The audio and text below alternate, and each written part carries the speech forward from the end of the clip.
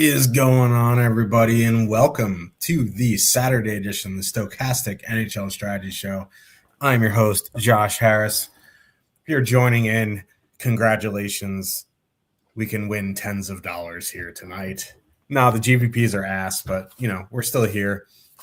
We're still going to try to hit the nuts. I think if you win every single GPP in the, tournaments tab on DraftKings, you'll be hard-pressed to break 10K. Would still take it, obviously. But yeah, 9-game slate. Joining me to breaking down some Cliffy. What's going on? Yeah, not a whole lot. Nice 9-game slate. Bunch of games this afternoon. There's 2 games going on right now. A couple games starting later.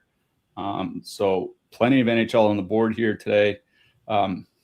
Interesting slate last night. We had 2 hat tricks. I feel bad. I wasn't on Carolina either way, but we got word, 5 minutes before lock that said Jarvis was moved to the top line and Ehlers was moved down. I imagine there were a few people that swapped off Ehlers and swapped on to Seth Jarvis, and then Ehlers goes out and has a hat trick. That is one of those things that can be extremely frustrating. And then Nashville, how you doing? 7 goals last night. Ryan O'Reilly had a hat trick. Unfortunately, I didn't get to Nashville 1 despite really liking them last night. It's kind of foolish on my part, but that's the way things go when it's single entry. You can't play everybody. Back on the horse here tonight with 9 games. Doesn't seem to be a whole lot of injury and lineup changes and things like that we really have to worry about. There's 1 game, Washington, Florida we'll get to. Maybe there could be a couple changes there. Obviously, Florida just got absolutely wallpapered last night, so they might be making some changes regardless of players return from injury. But nice little 9-gamer, 1 absolute monster late night hammer. Cannot wait to watch that game. Yeah, I will 100% be sleeping. I don't even know what's going on right now. So if I stay up past 9:30, I just can't do it anymore. I don't know what happened to me. I need to toughen up. But we have a 9-gamer here. Let's get into this slate. Before we do, as always, the affiliate link is still not working with the new site upgrades and all that stuff. So we do have a promo code that does track our signups. It is promo code PUCKLUCK. That'll get you 15% off any subscription. Check out stokastic.com/pricing for that, and that will get you set up. It doesn't even have to be NHL, could be NFL, could be NBA, PGA, UFC back next week with a nice pay-per-view card. I guess it's not really, it's a numbered event because they don't do pay-per-views anymore. You can buy a subscription on Paramount Plus. So that's pretty nice. A lot cheaper than buying 12 pay-per-views a year for 85 American doll hairs a piece. But let's get into this slate. Carolina Hurricanes with a 3.1 total heading into New Jersey. The Devils have a 3 total. Carolina, I would assume after lambasting the Panthers last night, are going to stick with the same lineup. Aho, Svechnikov, Jarvis, Hall, Stankov, and Blake, Martinook, Stahl, Ehlers. Jack Hughes back at center for the Devils. Maybe he can make a fist now. Hughes, Dodonov, Bratt, Hischer, Meyer, Mercer. So it's probably going to be Freddie Anderson in net here tonight. I would assume Brandon Bussey went last night. No idea if Ghost is going to play.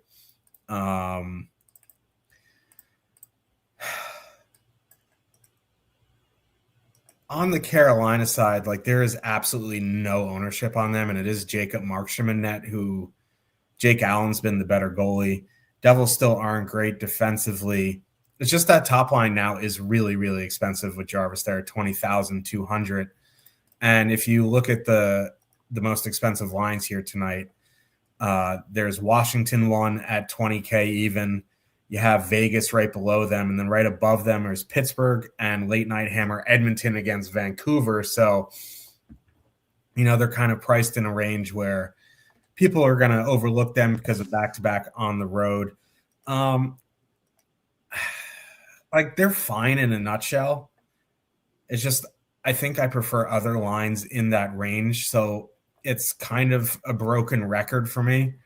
Just going back to Carolina 2, I know they only play 14, 15 minutes, but they're only 11,500, coming in at 0.3% projected. No one's really playing them. They're my favorite line on Carolina. Obviously, if you want to play the stall line, they're $600 more, and you can go chase the Ehlers hat trick. But I prefer the Hall line. Again, listen, it's a 9-game slate. They're back-to-back on the road. There's a lot of large road totals. So I don't know if I'm really prioritizing Carolina here, but if I was, it would be that second line. On the Devils side, a little uncomfortable with Jack Hughes back at center. Like I knew eventually it's going to happen, but I don't know if he's rushing in there. You do get Hughes and Bratt on the top power play. Now, it is Jacob Slavin back for their penalty kill, but when he was out, their penalty kill wasn't great.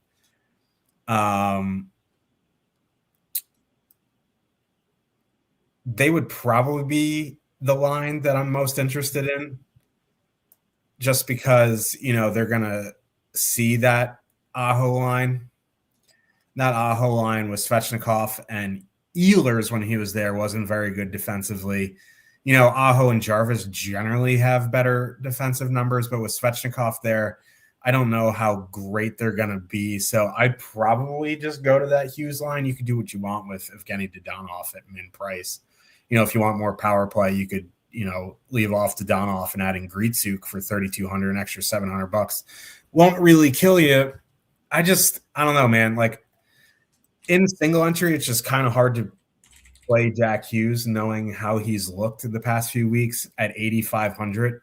I know he's back at center, which means they think he's healthy and all that. I just have a little bit of just concern in the back of my head, and maybe that's just me. And if you like them, you play them. But, I think Hischier, Mercer, Meyer will be fine. They have a really small sample, and I don't want to look into it too much because Hischier and Meyer historically have very good numbers together.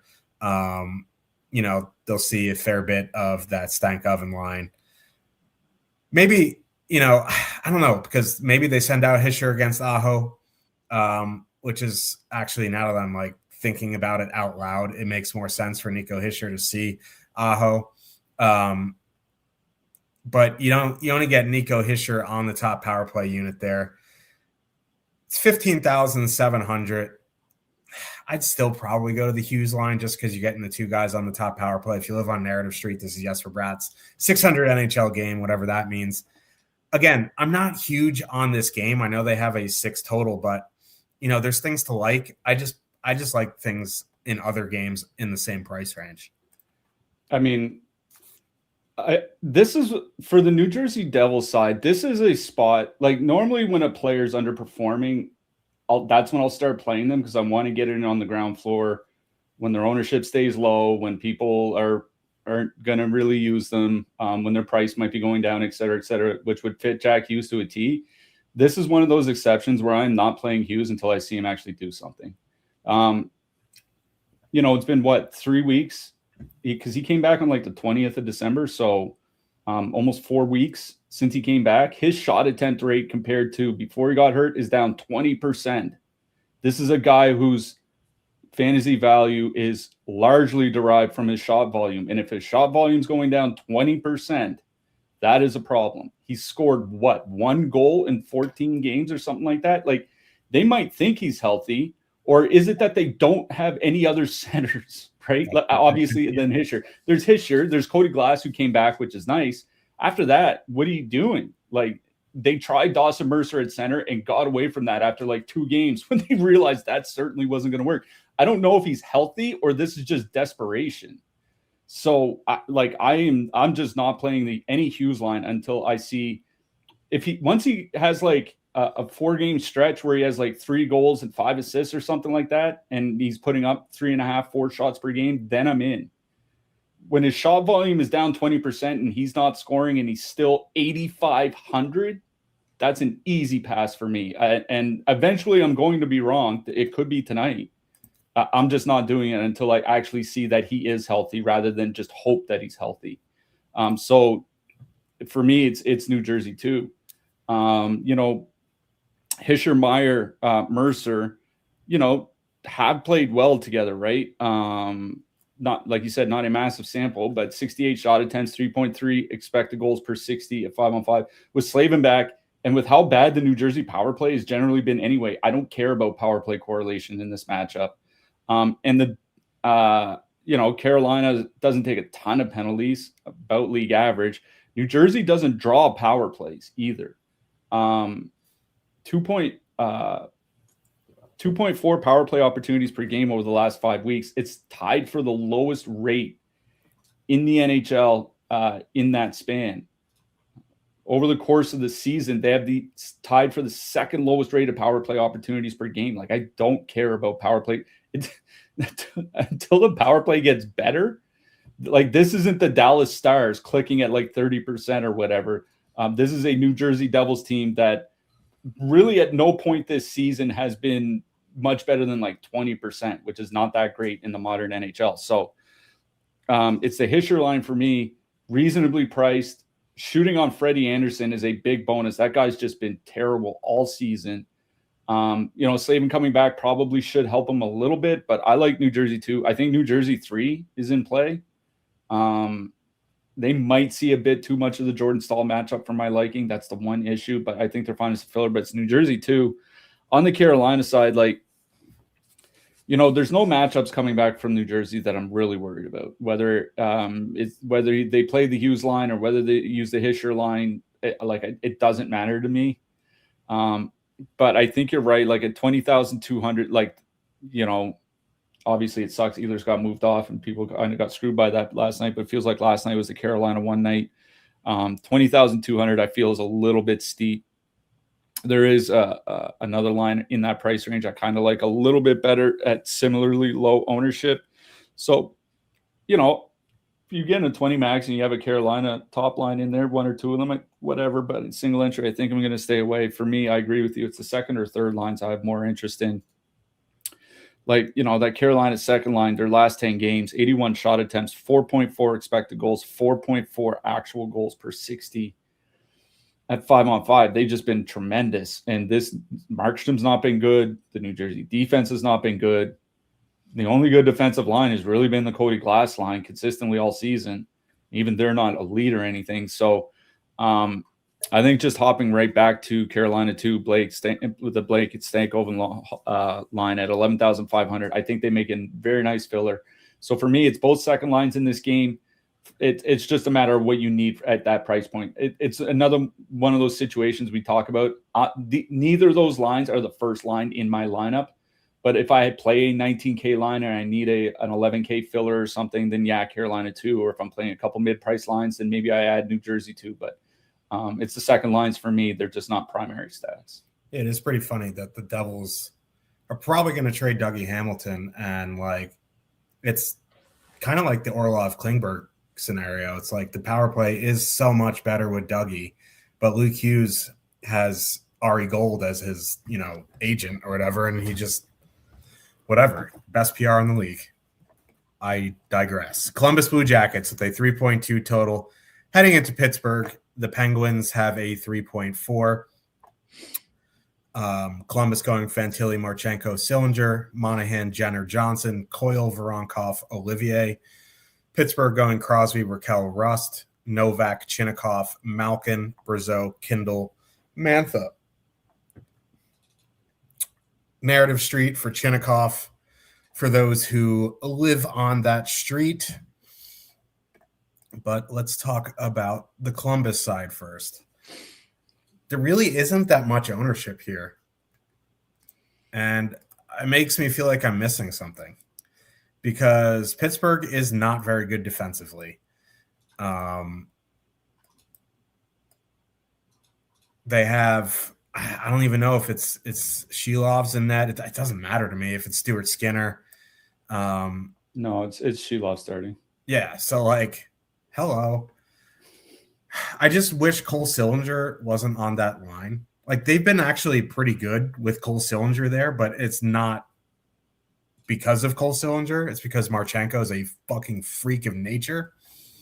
Like those numbers would be good with Haas on that line or Daily Deposit Frostback. Like Fantilli, Marchenko are just their backs are hurting from carrying them, but like they're in 75 minutes, 3.8 expected goals for, 4.9 actual.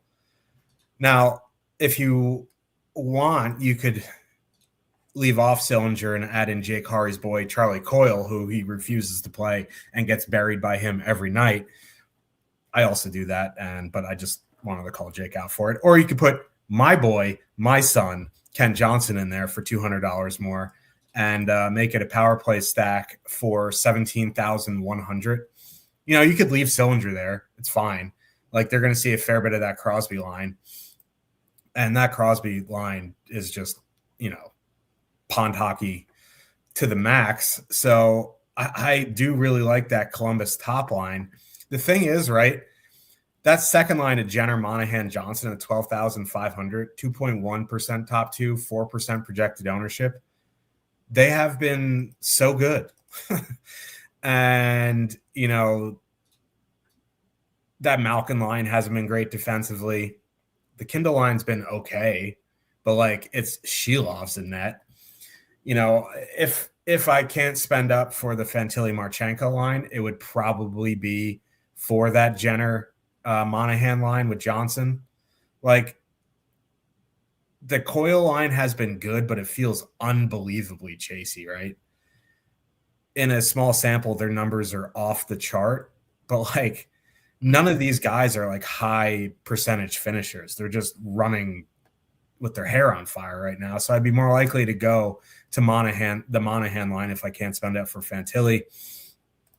You know, if you want to chase that Charlie Coyle line because they're $2,000 cheaper and you're power play stacking Edmonton or something like that, there's almost no ownership there. But, you know, I'd probably go in order Fantilli line 1, Monahan line 2, Coyle line 3. On the Pittsburgh side, like top line 21,300, 24.3% top two, 15.3% projected ownership. It's a very good matchup. But still no Carlson, still no one to move the puck. I don't want to spend 21,300 for a line that has under a 50% Corsi in a 250-minute sample without their best puck mover. You know what I mean? So, like, at that point, I'd either just go up to Edmonton or what's the other expensive line here? Play Washington 1 for $1,300 less. You know what I mean? So I'd probably be looking at Pittsburgh depth here. It would probably be the Kindle line with Mantha and Brazeau at 10,100. It's not like super necessary to play them unless you're doing something with Edmonton or your power play stacking another expensive team. You know, I do like a 2-mana Kindle Brazeau or Kindle Mantha or something like that. I don't really want to play Pittsburgh 1 at that price at 15% when there's no one to move the puck. And you just look at their numbers. You can go to Natural Stat Trick or your favorite site. Just look up that line with and without Carlson. It's night and day. And I'm not spending 21,300 for the dark side of the moon of this line. So I'm definitely just going to the depth. So I prefer Columbus here. Yeah, I mean, the problem for me with Pittsburgh is 21,300. For an extra 1,700, I can go play Edmonton in a fantastic power play matchup for a third of the ownership. It's just an easy play for me. So, like, I'm out on Pitt 1.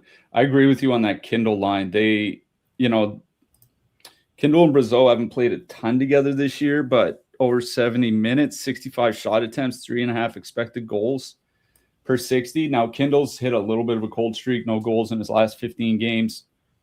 They don't get a pile of ice time.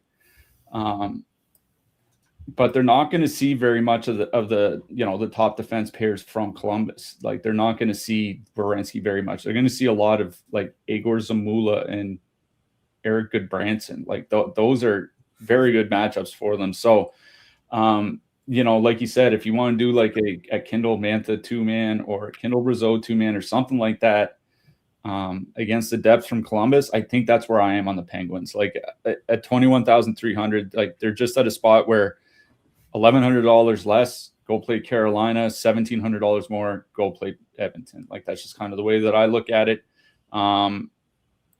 If they're at 5.3% ownership instead of 15.3% ownership, that'd be one thing, but it's a no for me. So probably just pit 3 for me. On the Columbus side, like for me, it's fairly easily the second line. Maybe I don't think it's just my bias. Like Cole Sillinger's just not good. Like, I don't know what to say. If anybody uses the website HockeyViz, you need a subscription. Like they do estimates for shooting talent. He's near the bottom of the league. He's the Dawson Mercer of Alex Galorens. And he doesn't drive offense, so he can't finish. He doesn't I don't think it feels like this guy's been around forever. He's still pretty young. He just he'll just turn 23 years old in the spring. But his last 4 seasons, a combined 6.9% shooting. That's not the right guy to have on that top line. He's going to have good games because, like you said, Marchenko and Fantilli are so good. They can carry just about anybody, and maybe they can get there in this matchup. But I'd much prefer to go to Columbus too. Jenner, Monahan, Johnson. Like, it's just been a couple games under Rick Bowness, but in those 2 games, Kent Johnson leads them in ice time, leads their forwards in ice time, right? Love it. You know what I mean? And that line is up to 84 shot attempts and 4.2 expected goals for per 60, and there's 75 minutes together. Even Monahan and Jenner skating 17 to 18 minutes under Bowness in their first couple of games. This isn't like a first line and a second line in Columbus, at least so far under Bowness. It's been like a 1A, 1B. So I much prefer Columbus too. This is another spot I'm not super worried about the power play, just because Pittsburgh's generally had a good penalty kill this year. Over the course of the season, they're 5th by goals against per minute over the last 5 weeks, 12th. So a little bit worse lately, but still well above average. For me, it's Columbus 2 is pretty easily my favorite line in this game. I don't mind Pittsburgh 3 as a filler. Yeah. And I get, like, if you want to play Charlie Coyle, like, go chase with Charlie. But, like, I'm a Charlie Coyle guy. But, like, this run has been a little bit ridiculous. Montreal Canadiens with a 3.1 total heading into Ottawa. The Sens have a 3.3. Montreal going Suzuki, Caulfield, Texier, Slavkovsky, Demidov, Kapanen, Deneau, Bolduc, Anderson. Ottawa is going Stützle, Batherson, Zetterlund, Cousins, Grieg, Kachuk, Pinto, Giroux, It's-a-me, Amadio. The Habs, Jake Evans might be coming back from Montreal tonight. I imagine if he does, it's just on the 4th line, but just something to watch for in warmups. Yeah, I had way too much caffeine today. It is Saturday at least, but I do like Montreal's top line here. They're not coming in with a lot of ownership. Suzuki, Caulfield, Texier, 16,200, 5.4% top 2, 3.8% projected ownership. Like, their numbers are not falling off. 116 minutes, 4 expected goals per 60, 5.1 actual. They're going to see a fair bit of that Pinto line. And, they've been fine. But, like, the goaltending behind Ottawa is atrocious. Even if Ullmark comes back, he's been away from the team for whatever month or whatever it's been. Levi Merilainen has been bad. They have a bad penalty kill. You get Suzuki and Caulfield on the top unit. I was kind of shocked that they're only coming in at 3.8. They have a 3.1 road total. The price is good. They've been unbelievable So I do like Montreal 1 here. Montreal 2 is okay, 14,100. They haven't been great at 5-on-5. The one thing that maybe they'll have going for them is like, I don't think Stützle, Batherson, Zetterlund are going to be anything special defensively. So maybe they can do something. But at that point, I'd much prefer just going to Montreal 1. It is a good power play matchup. I don't love leaving Texier off, but if you wanted to add in another guy, I think you could. Or if you just wanted to add in Hudson or Dobson on the blue line, whatever, that's fine. So Montreal 1 for me. On the Senators side, it's a good power play matchup. I don't really like these 5-on-5 lines. Stützle without Tkachuk has been very, very slow-paced, not creating a bunch at all. So I think I would go to Cousins, Tkachuk, Grieg, just because, the way they match up, like Cousins and Tkachuk are going to see bottom 6 matchups a fair bit here tonight. You get 2 of the 3 there. You want to leave off Grieg, add in Batherson for more power play. That would become like 18-5, which is manageable. You want to leave Grieg there. They're 15-9, 1.6% projected ownership. Like, I don't love the sense here, but, if I was going to play them, it would obviously be the Tkachuk line. Or if you needed a filler, I'm fine with Pinto, Giroux, and Mario. But, we just ripped off a couple lines in the previous games in the same price range that are fine as well. Yeah, I think on the Montreal side, I kind of prefer the second line here. You're right. Like the top line has been great with Texier, and they're not slowing down. Like, I know they got shut out a couple games ago, but those things happen once in a while. But they're going to run into that Pinto shutdown line, and that is a brutal 5-on-5 matchup for Montreal 1. Giroux, Amadio, Pinto, 1.8 expected goals against per 60, 2.1 actual goals against per 60 at 5-on-5. Now, the penalty kill is bad, so Suzuki and Caulfield can absolutely get there through power play and empty nets, shenanigans alone. That's more than possible. But in such a bad 5-on-5 matchup, I think I'm in more on Montreal 2. Slafkovsky, Demidov, Kapanen. They're going to go out. They're going to avoid the Pinto line entirely. Obviously, you get Slafkovsky and Demidov on the top power play unit, which is nice. And even Kapanen, his last 16 games, which is 20% of the season, he's averaging like 2.6 shots per game, and he's got 11 points in that span. Like, that's pacing around like a 56, 57 point player with 2.6 shots per game, basically over the last 20 games. Like, that's pretty good.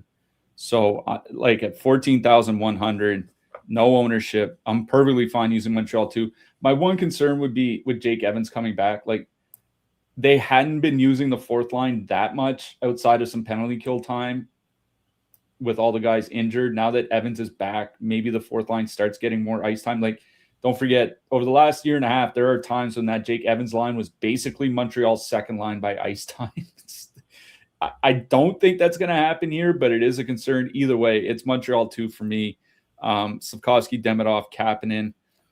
I think if you want to turn that into a power play stack and take off Kapanen and put in Suzuki, I think that's kind of the direction I would go.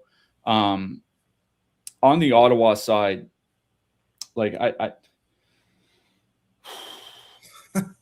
I mean, you're right. Like, I'm not super excited about playing Stützle, Batherson, Zetterlund, and leaving off Tkachuk. Like, the thing with Tkachuk, he's played 21 games since he came back. In that time, he's averaging a point per game and over 4 shots per game. It's like, do I really want to leave that off a stack? It's in hard no. So for me, it's Tkachuk, Cousins, Grieg, 15,900. I'd be tempted to leave off Grieg and put in one of Batherson and Stützle. I know it would be a fair bit more expensive, but it is a really good power play matchup, right? Ottawa's power play since Tkachuk came back, 11.5 goals, 4 per 60 minutes. That's great. It's not elite, but it is legitimately great. Montreal over the last 5 weeks, fourth by times shorthanded per game. Over the course of the season, fifth by time shorthanded per game. So this and the penalty kill itself, lately it's been great. with Evans and Anderson. But like I mentioned this on Blue Sky, like Josh Anderson had been getting a lot of penalty kill time this year. Worst goals against rate of any forward on the Montreal lineup, like of the regular penalty killers. He misses 6 games. They give up 1 power play goal against in 6 games. He comes back and he's on the ice for 2 against in his first 2 games. It's like I'm not so convinced that Montreal's penalty kill is going to be as good as it showed recently up until that last game. So like this is a really good power play matchup for Ottawa. I would go Tkachuk, Cousins, and then throw in one of Stützle or Patterson. Even Tkachuk and Cousins over 100 minutes together this season. 71 shot attempts, 3 expected goals. That's not unexpected for a Brady Tkachuk line. So for me, it's both second lines again in this game that I like. I certainly don't mind turning either of them into a power play stack and adding one of the guys from the top line. Toronto Maple Leafs with a 2.9 total heading into Winnipeg. The Jets have a 3.1. Toronto, like we don't have confirmed lines for Toronto because Nylander's probably going to be out. I would imagine they're going to run Matthews, McMahon, Domi, Nyes, Tavares, Michelli. Best guess. No, I feel pretty confident that that's what they're going to go with. Yeah. Okay. Same. Winnipeg doing Winnipeg things. Scheifele, Connor, Iafallo, Velarde, Tays, Perfidi, yada, yada, yada. On the Toronto side, like, I don't mind like a 2-man and Matthews and McMahon. They've been fairly good together. McMahon's shooting the puck a bunch. He's 3,600. You can do what you want with Maximus Domi. He's only 3,300. So that line really isn't that expensive. They're going to see, you know, they've been sending out the Tays line, not the Lowry line, right? Not that it matters. No, they've been using the Scheifele line. Yeah, all of them are just crap defensively. Like all 3 of those lines have like 3 expected goals against per 60. Connor Hellebuyck has been fine his last 3 games, 898 save percentage, but you know, that's more of a indictment of how bad they've been in front of him more than how bad Hellebuyck has been. I don't mind Matthews, McMahon. Don't mind that second line just because they're going to be fully correlated. Michelli's only 2,900. Nyes is back under 5K. Tavares is only 5,500. It's a pretty cheap, fully correlated line. 13,300 going up against, you know, either the Tays or the Lowry line, neither of which have been great. So like I don't like stacking the Leafs without Matthews, but you can get a fully correlated line that isn't like Simone Holmstrom and the Islanders for 13,000 and change. So it would be Toronto too for me. I have no issue going to Matthews though. He has been very good of late. On the Jets side, these lines just don't really do anything for me. It would probably be the top line, but they haven't been great. Not that they've ever been great. They've been fine.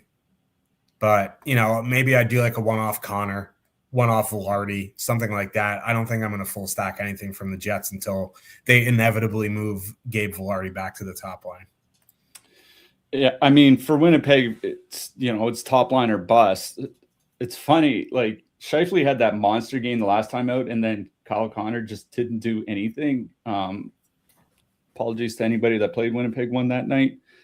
Scheifele has been on a good little tear. I was looking earlier. He has 37 points in his last 30 games, which is over a 100-point pace over the course of a full season. But obviously, I follow hasn't done a whole lot. Kyle Connor's been pretty good lately, but not Kyle Connor-esque.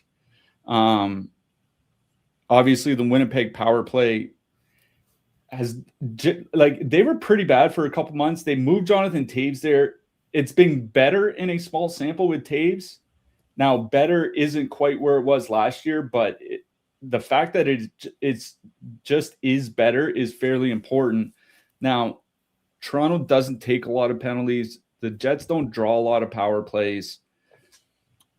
18,100, like, I think is fairly playable for that Winnipeg top line. They're not facing Woll. They're facing the Hildebeest. So, you know, Woll did get like lit up in his last game out, so that's part of it. But like, I think Winnipeg 1 is fairly playable here. I mean, ice time is one thing. I follow, even without top power play times, skating close to 18 minutes a game lately. And obviously, the Scheifele-Connor duo are over 20 minutes. You know, I think I would rather play them than New Jersey. I can say that much. There are a couple spots, like we'll talk about shortly, that I think I would rather play, but I'm fine playing Winnipeg 1 here. They're not a priority for me. For me, it would be more like if I was 5 maxing, 20 maxing, those types of things. That's where I might start getting to some Winnipeg rather than a single entry. On the Toronto side, interesting thing about the Leafs is that now that, you know, Nylander isn't playing, and you have John Tavares on the top power play unit, you can power play stack the Leafs, put, you know, Hildeby in net, and still have over 15K left over for your 3 roster spots. Like, it's not that expensive to make it a Toronto power play stack. Now, not that I'm necessarily advocating the Toronto power play, but kind of like where Winnipeg's in a small sample is better with Taves, Toronto's power play has been a lot better in a small sample with Matias Maccelli. It's not, I hate it, might sound like bias confirmation, but it's like, no shit. Like, here's a guy who for like 3 years was one of the best playmakers in the NHL, and you put him with goal scorers like Matthews and Tavares, and all of a sudden the team is scoring more. It's like, wow, I can't believe that happened. You cracked the case, Berube. It's me in the shower. That's exactly what I was thinking of. So, like, I don't hate the idea of a Toronto power play stack. I'm with you. Like, I wouldn't want to stack the Leafs without Matthews. I will say Tavares has been he's not been good for a while now. Certainly not in DFS. I know he had a multi-point game against Vegas.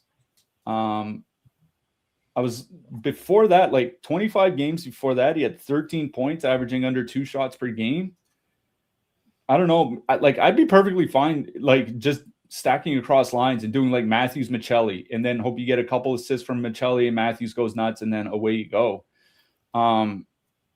You know, I'm fine with it, like, just stacking the Toronto top line honestly, because they have been good. Like, since Troy Stecher got there, that Toronto top line is at 3.2 expected goals, 64 shot attempts per 60. And, you know, Robert McMahon, 39 shots in his last 15 games. So he's averaging like 2.8 shots per game over his last little stretch. So maybe you don't want to leave him off either. So maybe you do like a McMahon, Matthews, Maccelli or something like that. Like, Domi's not really done a whole lot this year. So I think that's kind of where I am is just because Maccelli's so cheap, right? Like, he's 2,900. He's getting second line top power play minutes against a Winnipeg team that's just not good defensively. So I'd probably build around Matthews and Maccelli. In general, I prefer the Toronto side here, but I do think Winnipeg 1 is in play. It's just I'd probably need to be in multi-entry to really consider the Jets. Yep. A little wrinkle to the late hammer tonight. Edmonton Oilers forward Leon Draisaitl will be taking a brief leave of absence to attend a family illness in Germany. He is expected to return to the team later next week. Interesting. No Uncle Leon here tonight. Best wishes to him and his family. Florida Panthers with a 2.8 total heading into Washington. The Capitals have a 3.3. Florida got absolutely lambasted last night, 9-1. Did they pull Bob, or did they just leave him in to just take a beating? I thought they left him in because, like, all those goals came in the third period. Yeah. He made a ridiculous save on Jordan Stahl breakaway, and then, like, after that, he just couldn't stop a nose. Yeah, they left him in for all 9 goals. All right. I wouldn't be shocked to see some new lines here tonight for Florida, but maybe not. Who knows? They're getting ownership again, which, like, we'll talk about it. They're going Lundell, Reinhart, Lusterine, Bennett, Verhage, Greer, Rodriguez, Samaskevich, Sandis Vilmanis, which is a great name. Washington doesn't have confirmed lines because they didn't run them in practice. What we have in top stacks right now is Ovechkin, Strome, Leonard, McMichael, Protas, Beauvillier, Frank, Dowd, Leeson. Tom Wilson has a chance to play here tonight. I don't think he will, but he practiced in full, so we'll see. I don't really want to play Florida here, but Washington defensively has just been really bad of late. It is Logan Thompson in that, and he has been really good of late. The Uvis Balinskis goal came last night, not on the power play, but I think it's back to Aaron Ekblad on the top power play. But again, for me, it'd be going back to Bennett, Verhage, Greer. You can do what you want with Greer. You want to leave off Greer, add in Rodriguez for some more power play. You could do it with Reinhart, but that just gets egregiously expensive. And at that point, I'm just going to go play one of the fully correlated lines that are in a good power play spot. But, Lundell, Lusterine, and Reinhart have not been good at 5-on-5. Very slow pace, not creating a bunch. The Bennett Verhage line, at least, is a much quicker pace. They're controlling the play. 2.9 expected goals for. They're running a little bit hot. But, there's no real matchup concerns for me there. So it would be the Bennett line. They're coming in less owned than the Reinhart line. The Reinhart line's coming in at 7%. The Bennett line's 6.5%, but it's $700 cheaper, $14,400. Again, you can leave Greer if you want. You can add in someone for more power play, but that's where I'd be on Florida. I don't particularly love them here tonight anyway. Washington's a bit more interesting, and it's kind of annoying we don't have the lines. But Strome and Ovechkin are going to be together. After that, it could be Beauvillier, it could be Leonard, could be Frank. I mean, Leonard was there in practice yesterday. Yeah. So I would assume it's going to be Leonard. That line is just straight up 20K. And, we'll see if they are together. There's no real matchup concerns coming back from Florida either. None of these lines are great defensively. Bob got lit up like a Christmas tree last night. Daniil Tarasov, who arguably has been their better goalie. Not arguably, he has been their better goalie, is in net here tonight. But it's still a good matchup. Florida takes a ton of penalties. They have a good penalty kill, but Washington's power play has been really good. So we'll see if Wilson's in. If he's out, that top line would most likely be fully correlated at 20K. So that would give me interest there. After that, I just don't know the lines. We'll have to see if Wilson's in or not. So for me, it would just be Washington 1 as of now. But if we see lines and it's like McMichael, Frank, Protas, something like that, I probably have some interest. Yeah, I mean, we do have to see whether or not Wilson plays. I'm assuming he doesn't, but even if it's like McMichael, Wilson, Protas, that would be something I would be pretty interested in. Just Wilson and Protas, generally speaking, have really good offensive numbers together. But assuming he's not playing, I agree with you on Washington 1. Even if Wilson's in, I think Leonard's going to be on the top power play unit. Yeah, they move Frank off. Top line plus Wilson. 20K even. Ovechkin and Strome have been playing around 20 minutes a game lately, if not more. With Wilson out, with Sordif out, with Dubois out, they do have some pretty key injuries. Ovi's gone through a little bit of a cold spell lately, only 12 points in his last 20 games. The line's not been very good. I was looking at the last 20 games for Ovechkin and Strome. At 5-on-5, 52 shot attempts, 2.4 expected goals for per 60. Now, one thing that could hurt is that the Florida third line has actually been pretty good defensively, and they have been used. Obviously, they use the Ovechkin line against the depth quite a bit. Last night aside, Florida generally has a good penalty kill. I know they gave up 4 power play goals last night. Man. But the Washington power play has been pretty good with Ryan Leonard there, 11.5 goals for per 60 minutes. I do like Washington 1, generally speaking here. I wish it was Bobrovsky going again, just because that guy's been so bad this year. 20K is fairly expensive, but I'd rather play them than Carolina. I'd rather play them than New Jersey. I'd rather play them than Winnipeg. I'd rather play them than Pittsburgh. It's just, we'll get to Edmonton and Vegas later. I still have them above Washington here. And they do have the, Edmonton and Vegas both do have higher top 2 stacks than Washington. So I think Washington 1's perfectly fine. Again, it's one of those things, like if we get news at 6:30 Eastern that Wilson is playing, like I might swap my lineup around to get him in, because obviously this guy has very high offensive upside and he's going to be incredibly low owned. But Washington 1 for me. On the Florida side, like I'm not playing the Lundell line. They're just not doing anything. I was looking at their last 20 games, 2.5 expected goals, 53 shot attempts, 2.9 actual goals. Like 2.9 goals for per 60 minutes is good. It's above average. It is bad for a top line for what is supposed to be a playoff team. They get a lot of minutes. That's the bright side, is that Lundell will get 20 plus. Reinhart will probably play like 22, 23 as long as the game's close or whatever. So they get a lot of minutes, which is nice. But for me, it's going to Bennett, Verhaeghe, Greer again. Like you said, they've been very good together. 2.8 67 shot attempts per 60 in their 125 minutes together. Bennett, Verhaeghe playing 19 to 20 minutes. Verhaeghe hasn't been super productive lately, so I'm fine with just like doing like Bennett, Greer, 2-man or something like that. They're going to avoid any shutdown matchups from Washington. Washington's not been good defensively. So for me, it's Florida 2. If you want to turn to a power play stack, I think you can do that. Like I would honestly be fine going like taking off Verhaeghe and putting in Reinhart. Uvis, I'm pretty sure Uvis ran all 4 of their power plays last night. Yeah, maybe. Yeah. So he's you can throw him in for cheap on the blue line. And Washington's penalty kill, it's been better lately, but it's all driven by save percentage. It's not driven by better underlying numbers. So, Florida does draw a ton of power plays. I think I do like Bennett, Greer, Reinhart. If you want to go more expensive, do Reinhart, Bennett, Verhaeghe or something. I think that's fine. But it is Florida 2 I generally like better. It's Washington 1 that I like best in this game. And again, if Wilson's in, I wouldn't mind late swapping to Washington 2. Yeah, Wilson's only $1,000 more than Leonard. So, it wouldn't take much juggling to get her done.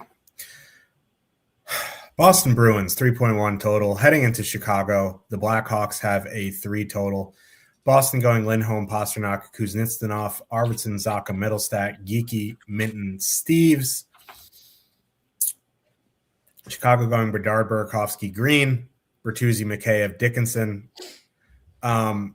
Dickinson got hurt at morning skate, but he's going to play. They took Ryan Green off the top power play for Ryan Donato. It's kind of important because the Bruins take an absolute plethora of penalties. Blackhawks power play has been decent with Lev Shunov. Donato is $100 less than Ryan Green. I'm fine with leaving Green just because that line has been decent-ish for Bedard.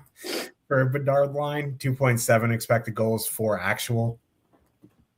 I mean, like, give the homie some line mates for once. Jesus Christ. But, it is what it is. If you want to add in Donato and leave off Green, that's fine. There's no real matchup concerns for me there. They sent out the Dickinson line against top competition. So, they'll see middle 6 matchups. The Zacha line is the Zacha line and the Minton line are both below league average defensively. So it would be Chicago 1, Chicago power play. You want to add in Bertuzzi instead of Green, that's also fine.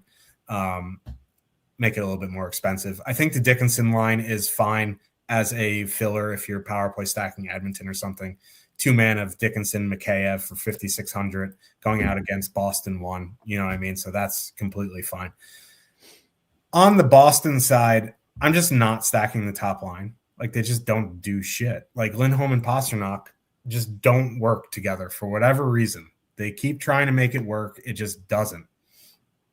Going back to Fraser Minton, Morgan Geekie, they're going to see the Bedard line, which has been atrocious defensively. That's a line I just straight up leave off Steves and add in Pasternak.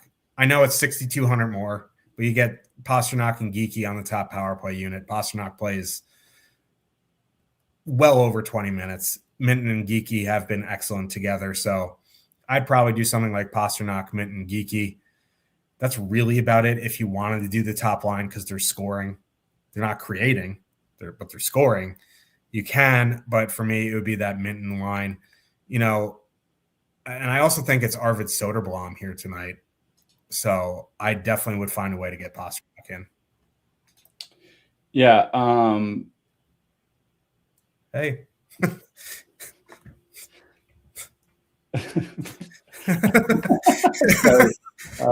One of our somebody else at Stokastic popped into the stream here.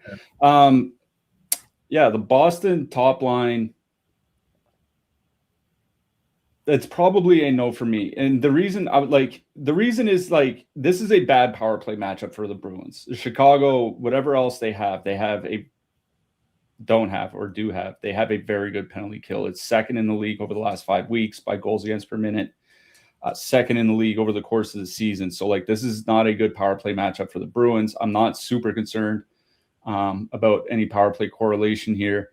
They're going to go out against the Dickinson line, which has been easily the best defensive line that Chicago has. Again, playing with Lindholm, I was looking at Pasternak's production with Lindholm at 5-on-5. It goes down 25%, 20 to 25% when he's got Lindholm as a center, as opposed to literally anybody else. It's the difference between being a top 10 producer at 5-on-5 on a per minute basis and a top 30 producer, which is a pretty big gap when you're asking me to pay $9,300, which is the most expensive winger on the board here tonight. So honestly, I think I'm kind of in on Boston 2 here as a filler. Arvidsson, Zacha, Middlestat, 11,300. The reason is no Dickinson, and I don't really care about the power play stacking here. So, they get reasonable minutes, 14 to 16 minutes a game.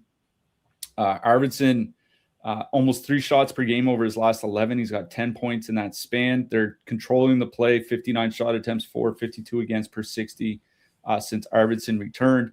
Not really worried about, again, any of the 5-on-5 matchups from the Chicago side. So I think a 2-man of Zacha Arvidsson or something like that is about where I am. I'm perfectly fine going down to Minton and Geekie. We do love Fraser Minton around here, so I'm perfectly fine on Boston 3, but I think it's Boston 2 for me. On the Chicago side, for me, it's top line or bust, just because it is such a good power play spot. Now, I think you can leave Green in. I would be kind of tempted to take him out and move to Donato. Just it's $100 cheaper, and you make it a perfect, make it more of a power play stack. Just again, we'd say it all the time when the Bruins are on the slate, the most penalized team in the league, 3.8 times shorthanded per game over the last 5 weeks. It's the most in the league, and they're giving up over a power play goal against per game in that span. Over the course of the season, the most penalized team in the league, giving up the 3rd most power play goals against per game in that span, or over the course of the season. Only Vancouver and Ottawa are worse. This is a great power play spot for Chicago. I want to get the power play guys in, so I would do Bedard, Burakovsky, Bertuzzi, Bedard, Burakovsky, Donato, if you want to keep it around the same price, something like that. It is a Chicago side I prefer here. So Chicago 1, again, I would probably take off Green and put in one of the power play wingers. But I think Boston 2 is perfectly fine as filler here tonight. DJ Mika hat trick against the Flyers. Where have I heard that before? The dude just scores goals at will against the Flyers in his career. Classic hat trick for Mika. It's like A-Rod hitting home runs for the Yankees when it did not matter. But Los Angeles Kings with a 3.2 total heading into Anaheim. The Ducks have a 3.2 as well. This is a home and home. They played in Los Angeles last night. I think the Kings won 3-1, something like that. Oh, Anaheim won in a shootout. There you go. I was not awake. They won 11-7 last night because Kreider was sick. Cutter Gauthier played 8 minutes because he was sick. I'm wondering if Kreider comes in and Gauthier comes out because they're sick. I don't know. We'll have to wait and see. But they went Granlund, Seneca, Killorn, McTavish, Gauthier, Strome, Colangelo, Paling, Hark. I don't even know what they did with their lines because like Gauthier only played 8 minutes and change in an overtime game. So it's like kind of hard to know what to do with the Ducks here, and they're getting a ton of ownership. Granlund, Seneca, Killorn, 10,900, 5% top two, 20.4% projected ownership. It's because Granlund played like 23 minutes. Seneca played 24. They basically went 10-7 last night because, Cutter didn't play. If they go back to 12-6, like they're not going to be playing those ridiculous minutes. I don't know if Kreider's going to play. Dude just keeps getting sick. Does he have kids? He has to have kids for getting sick all the time. So I don't know. Like a one-off Mikael Granlund at 3,700, one-off Mason McTavish at 4,900, one-off Beckett Seneca at 4,500. We'll have to see if Kreider plays. Cutter Gauthier at 6,500. That's a bit worrisome considering he only played 8 minutes and change last night. I guess you could put him in as a one-off, and if Kreider's in and he's out, you could go to Kreider or something. But like, I don't really want to be like staying awake to do that. So I'd probably just go one-off Seneca, one-off Granlund, one-off McTavish, two-man Granlund, Seneca. It's just like wild ownership on the Ducks, and it's just not something I'm super excited about. It is cheap though if you are trying to do Edmonton one or something like that. The Kings side, listen, until they get some guys back, it's just going to be Fiala, Kuzmenko, Turcotte. 12,800, 3% top two, 7.6% projected ownership. The Kempe line's coming in at 11.4% projected ownership. They haven't been great with Jeff Malott there. The Fiala line has been excellent. They're basically a filler. So you want to one-off Quentin Byfield because he's on the top power play unit, have at it, Haas. But for me, it would be the Kuzmenko, Turcotte, Fiala line. I like how you're making your lineups now based on the start time. I'm so old, man. I mean, I get it. We're the same age, by the way. Yeah, exactly. Until we get some sort of update on the Ducks, it's hard to say to do anything else except play Seneca, Granlund, Killorn, right? Because, like, I'm not, going to dip down to a two-man of Ryan Paling, Jansen, Harkins, and no, and I'm not playing the McTavish Gauthier line. If Gauthier, if he plays tonight and he plays 9 or 10 minutes or something like that, like that's just a complete waste. So it's Seneca, Granlund, Killorn. Now, maybe one of those guys come down sick or something like that. If somebody does, if Kreider does come back and he's put on that line, he's $1,300 more than Killorn, and it's one of the last games to lock, so maybe you won't have a swap ready. But they're coming in with a pile of ownership. Like you said, 20% ownership, 5% top two stack. If you're playing Edmonton or whatever, like I guess. To me, Anaheim is just in the spot the Kings were in last night when I said I was just flat out fading the Kings because like half the field was going to have some sort of King stack. I feel like I'm just going to be flat out fading the Ducks where 1/3 of the field is going to have some sort of Duck stack, and just hope that nobody goes nuclear. So it would be Seneca, Granlund, Killorn for me.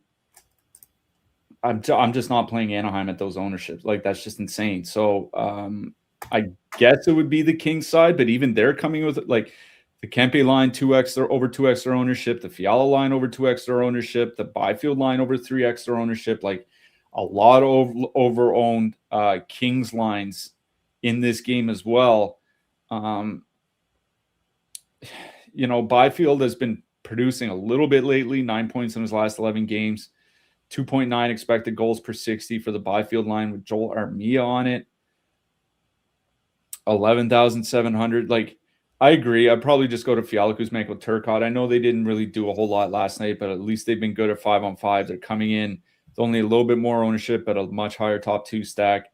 It can't be Ferrier and Malott. Like eventually, like Jeff Malott just plays like 12 minutes and then gets benched. Like that's just kind of what the Kings do with him. So like, don't have a ton of faith that he's going to play very much. So for me, it would be the second or third lines from the Kings. I would probably go to Fiala, Kuzmenko, and Armia. I'm going to be honest, considering all the ownership in this game and all the guys that are sick and all the guys that are injured. Like maybe if I need a cheap one-off, I'll throw in like a Granlund or an Armia or something like that into a lineup in a 3-2-1 lineup. But I don't think I'm stacking anything out of this game. Yeah, it's a mess. Edmonton Oilers with a 3.6 total heading into Vancouver. The Canucks have a 2.9 total. Obviously, the Draisaitl news just came down. He's going to be out. Top line, McDavid, Nugent Hopkins, Hyman. Don't know the lines after that. Best guess is Jack Roslovic moves up to the top power play. It's either that or maybe they move Nugent Hopkins down and then put somebody like Trent Frederick or Mangiapane on the top line or something like that. True. I meant for the power play. You think Roslovic's going to take for the power play, it's going to be Roslovic. Yeah. There's a good chance that Nugent Hopkins does center the second line and they move up Savoie or someone. But this is a very good power play spot, so I probably just straight up go to McDavid, Hyman, Nugent Hopkins. I guess you could do Roslovic. It's going to be a weird configuration because Roslovic was playing net front when Hyman was out, and Hyman's an excellent net front. But they run that weird, like, rotating power play, so, who knows, whatever. It's a very good power play matchup. The Canucks suck. So it would, listen, it's the power play guys. McDavid may play, if it's a close game, he's probably going to play 24, 25 minutes here tonight. Hyman's going to play an absolute truckload as well. So, the big boys on the Oilers working Roslovic, depending on who moves up, who moves down, like Matt Savoie's min price, I wouldn't mind just taking a gamble on him and hope he moves up into the top six. But, it would be the power play guys for sure.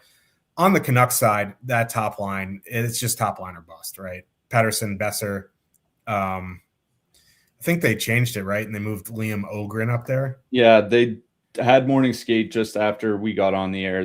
It's Ogren, Pettersson, Besser, DeBrusk, Kampf, Kane. Yeah, and they moved DeBrusk off the Pettersson line because he looked awful the other night. I don't know what Pettersson and Besser look like. I would imagine they're nowhere near as good as Pettersson, DeBrusk, and Linus Karlsson. So I don't know, man.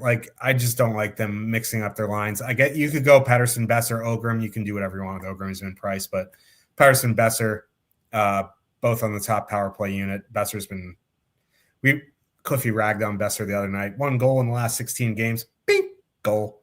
That's just how it goes. Cliffy and I love to get people out of slumps by trashing them, but it would be Vancouver one for me. Nothing else really interests me. Yeah, nothing really interests me from the Vancouver side. David Kamp's second line center it's what you would call the white flag on the season. When David Kampf is your second line center, that just it says we're giving up and going for first overall. It's either that or the coach is trying to get fired, George Costanza style. I don't think George. Yeah, I don't think Foote is trying to get fired. I just think they this, their season's cooked. No interest on the Vancouver depth. I don't really have interest in the Vancouver top line. Brock Besser just really has not been good this year.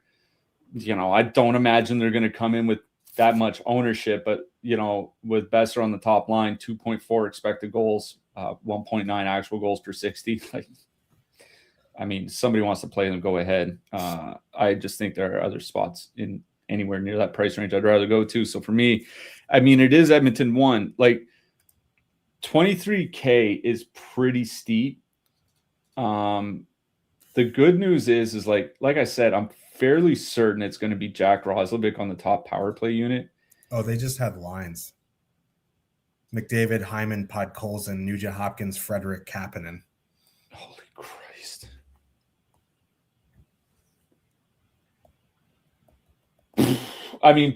It's not I don't hate Podkolzin. At least he's only 2,900. It's one of those things I don't Vancouver's bad enough that maybe Edmonton just runs them out of the rink anyway. But if this is a close game, I don't think Podkolzin's lasting on the top line. Either way, like, it makes my decision about this game a little bit easier. Like, I was feeling tempted to take Nugent Hopkins out and put Roslovic in. Same. To make it cheaper. It's only 21,800 or 20,800 for Roslovic, McDavid, Hyman. It's even cheaper if you take off Roslovic and put in Podkolzin. At that point, that line is under 20K. So I imagine Edmonton's going to carry a lot more ownership now. It's also worth pointing out that maybe the power play isn't as good without Draisaitl on it. That's a fair assessment. Yeah, but the Vancouver penalty kill, 31st in the league over the last 5 weeks, 31st in the league over the course of the season. I think Edmonton's power play is going to be good enough without Draisaitl. So for me, it's just Edmonton won. No matchup concerns from the Vancouver side, no goalie concerns, nothing like that. Great power play matchup. Again, if you want to just leave Podkolzin in there and go with Hyman and McDavid, I think that's fine. I'd be kind of tempted to take out Podkolzin and put in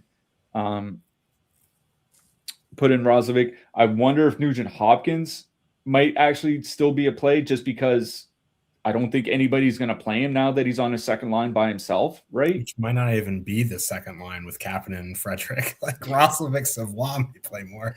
That's a good point. So you could do that, but yeah, I mean, Edmonton is in probably the best spot on the whole board here tonight. So I really, really do like Edmonton one. Nashville Predators with a 2.4 total heading into Vegas. The Golden Knights have a 3.6. Nashville absolutely laid wood to the Avs last night, 7-3 or whatever the hell it was. I would imagine they're going to run back O'Reilly, Forsberg, Evangelista, Hull, Bunting, Stamkos. Golden Knights going Eichel, Stone, Barbashev, Marner, Dorofeyev, Smith, Hurdle, Kolesar, Bowman. Saros went last night, though. It is juicy Justice Anuin in net. This is a good power play matchup. I do like Vegas here. Surprise. They're not getting a ton of ownership. You know what I mean? Like, Eichel, Stone, Barbashev, 19,600, 14.9% top two, 10.6% projected ownership. That's not bad. I would be tempted to leave off Barbashev and add in Dorofeyev or Hurdle. But it really would just be that top line. And I know it's expensive if you go up from Barbashev. But like Marner, Dorofeyev, Smith, Marner at center really isn't it. Hurdle with Coleslaw and Bowman isn't really it. So I'd find a way to turn in that top line into a power play stack if you want. Just because, like, Eichel, Stone, we'll see a fair bit of that O'Reilly line, and that line has been excellent defensively. But again, it's Justice Anuin in net. Their penalty kill was basically UC Saros driven. So the Vegas power play with Stone there is night and day compared to without Stone. So I'd go Vegas one, try to find a way to get in Dorofeyev or Hurdle. On the Nashville side, I guess the top line would be fine. They're coming in at 4.8% projected ownership. But again, like, I'd probably just do a one-off Evangelista, one-off Bunting, one-off Forsberg, something like that. Does Lightning strike twice with them with a 2.4 total in Colorado and then in Vegas? That would be a scene. But, like, I don't really want a full stack. I'd probably stick to one-offs. Yeah, I did like the top line last night for Nashville. I don't like them here tonight. Going up against Eichel and Stone is just a really bad 5-on-5 matchup, right? Eichel and Stone and Barbashev, 50 shot attempts against, 2.2 expected goals against per 60 at 5-on-5 this season. That is a very bad matchup for Nashville. One back-to-back on the road after playing in Colorado. Vegas doesn't take penalties, 2.1 times shorthanded per game over the last 5 weeks.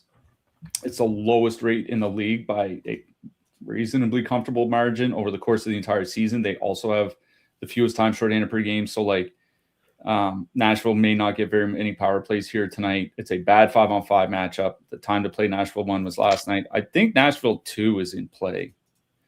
Stamkos, Haula, Bunting, 11,800 as a filler. Like 69 shot attempts, 3 expected goals per 60 in their time together. Not a lot of ice time, but over 60 minutes. They're going to avoid Stone and Eichel probably all game long. They're getting, Bunting and Haula 15 to 17 minutes, Stamkos around 18 to 19 minutes. Bunting has 9 points in his last 10 games.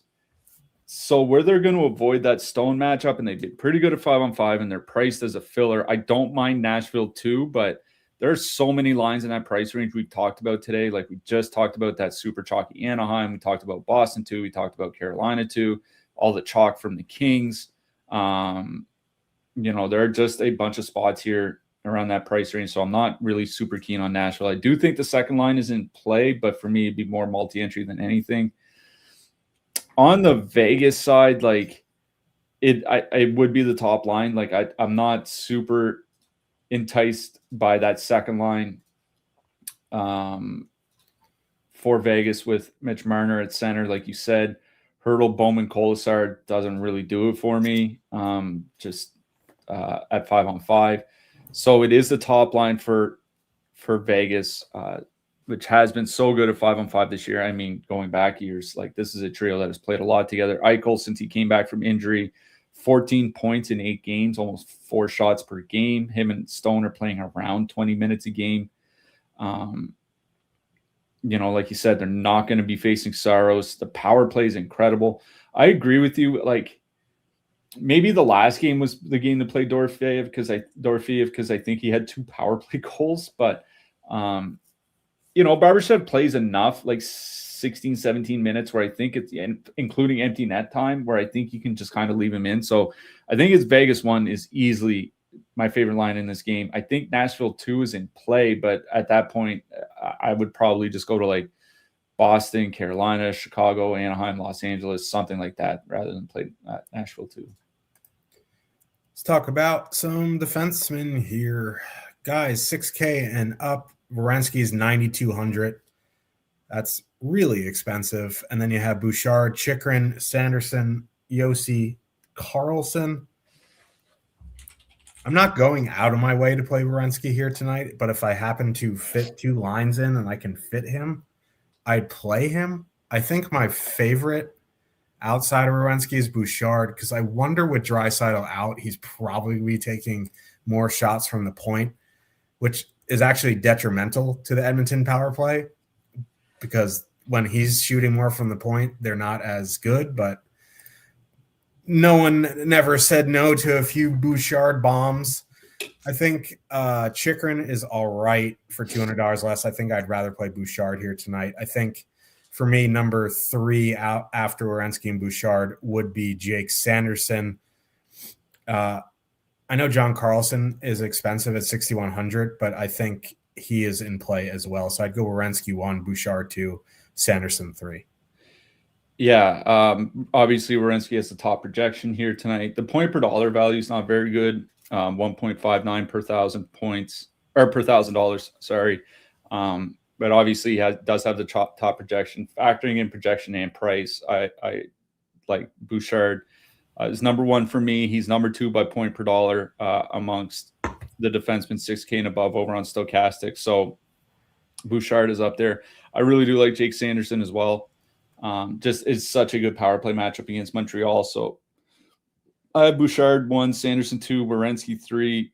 Like Werenski at 9,200. Like he's still, Clayton asked about that earlier. He's still very playable at 9,200 just because he shoots so much. Like,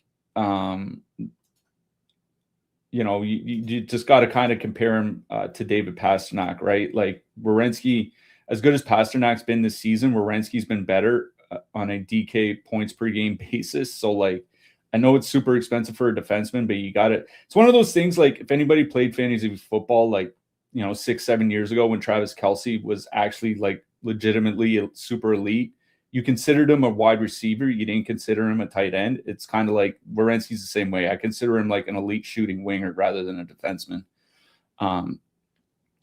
So Bouchard, Sanderson, Werenski, the mid-price range, there's not a lot that really is enticing to me. Like Josh Morrissey under 6K is fine against Toronto.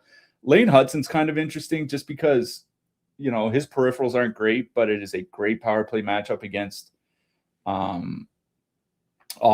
So if you're playing Montreal 2 or Montreal 1, neither are very expensive. I'd be fine putting in Hudson with them. Brant Clark has the second highest projection for any defenseman between 4 and 8K, and the second highest point per dollar value. So he's fine at 4,800. Luke Hughes, I guess. I mean, they keep using him on the power play, so you got to consider him at least. But there's not a lot in that mid price range I'm particularly fond of. Like, I think it's probably just Clark. Other than that, it's like Morrissey with Winnipeg or Hudson with Chicago or with Montreal or something like that. Under 4K, like Jacob Trouba is up at the top for me just because he puts up such good peripherals. He does have the highest projection for any defenseman priced under 4K on Stokastic here tonight. Artem Lipshunov is second. I think it makes a lot of sense when you consider the power play matchup against Boston. Pavel Mintyukov still running the power play for Anaheim, but they might be missing a lot of key guys, so I'm not too sure about him. I mean, Jake Wallman, he's not getting a ton of ice time since he returned, but man, is a matchup against Vancouver ever a matchup where you don't really need 22 minutes to have good fantasy value. Assuming Gostisbehere doesn't play again tonight, obviously Nikishin is perfectly fine here for Carolina. Carolina won that game 9-1 last night, and Keandre Miller played 27 minutes. So, like, if you don't play Nikishin with the power play guys or whatever, I think Keandre Miller, with all that ice time, is perfectly fine. Under 3K, Nikita Zadorov for Boston in a good matchup. Louis Crevier from Chicago. Jonas Siegenthaler from New Jersey plays 20 to 21 minutes. Might have to block a lot of shots from Carolina here tonight. And Marcus Pettersson, kind of the same deal over for Vancouver. Yep, let's talk about the goalies here. Let me just pull them up. Oh, just real quick. Somebody posted in the Discord, Oilers running power play. 3 forward, 2 defensemen. Jake Wallman is taking Draisaitl's spot. Just saying. Interesting. Whoa, that is not goalies. That was quarterbacks. Here we go. Top of the board. Bunch of garbage again. In the top range, I think it would either be Logan Thompson or Connor Hellebuyck. Logan Thompson probably would be the one for me if I was spending up. I'm not a big spender-upper because they go by Vegas odds, so you get a lot of garbage up there. In the mid-range, Anton Forsberg at 7,800, just because the Ducks are a mess right now. I know they won last night. Spencer Knight, if he starts at 7,500, is interesting to me. Mr. Lickens, 7,400. Pittsburgh has issues moving the puck. I think he's okay. After that, I don't know, man. Maybe Daniil Tarasov, 7,100. I think Montembeau's okay at 7,200. It's, the Sen's not great at 5-on-5. If he can, if the Habs can not take 6 penalties here tonight, he could be okay. But I think, if Spencer Knight does get confirmed, it could be Soderblom. I don't know. Spencer Knight, 7,500. Forsberg, Hellebuyck, and Thompson. Yeah. Top of the price range, the top projected goalie here tonight is Schmid, just because, Vegas is in such a good matchup at home against Nashville. I mean, if you have the 8,500, that's fine. Paying 8,500 for Akira Schmid feels steep. Logan Thompson behind him, both in overall projection and point per dollar value. I think he's fine against Florida. Jeremy Swayman, 7,900. I usually don't like playing. I mean, it is Korpisalo. Sorry. So take off Swayman. I guess, Connor Hellebuyck at home against Toronto, I think is playable. There's not really a lot in that expensive price range, like Schmid and, Connor Ingram, 8,400, Logan Thompson. It'd probably be Logan Thompson for the, expensive goalies, but it is a cheaper goalies. I'm more interested in listen, I know, believe me, I've played him enough to know, and, drafted him enough in season long to know that Jacob Markstrom's been really bad. Probably going to see a fair amount of volume against Carolina here tonight. 7,600. He's by far the top projected goalie for anybody priced under 8K. Probably Jack Greaves. You know what I mean? Like, is it Merzlikins starting? I've missed that confirmation. Holy shit. He trashed Dina Vason, so they rewarded him with another start. I saw that. Man, that sucks because I was really looking forward to playing Greaves tonight. If you want a chance, Merzlikins, go ahead. I don't think he's going to post another good game, 2 in a row. So there's really not a lot in the super cheap price range. Like, I think Justice and Nguyen at 6,900 is kind of interesting. Like, I don't think Nashville pulls out 7 goals again. So it's one of those games where if they win, it's probably going to be a pretty good goalie performance. So 6,900, I think he's playable. The Hildebeest at 73, I think is playable. So I guess it would be Markstrom, Hildeby, and Nguyen, but goaltending is a bit of a mess here tonight. No Spencer Knight, no Jeremy Swayman, no Jack Greaves. Those were 3 of the 5 goalies that I had on my list. So, yeah, Jacob Markstrom is your favorite. That just speaks volumes to what the goalie situation is looking like. If you like our faces, and I don't know why you wouldn't, we are excellent looking gentlemen. We will be here every day next week for slates between 6 and 10 games. Hell yeah. Who you liking for your hat trick pick? Tyler Bertuzzi. Why not? I'm going to go. I went way off the board the other night, or last night, right? I said Luke Evangelista. That actually wasn't too bad. But I am going to go Tomas Hertl. Oh, okay. Get that Brayden Bowman 3-point night next to him. Yeah. Rangers legend. No, maybe. Yes. But we will be back on Monday. I believe it's a 9-gamer or something like that. Good luck, everybody, tonight. We'll see you in the Discord. Hopefully we're winning money. Good luck tonight, everyone. Tens of dollars.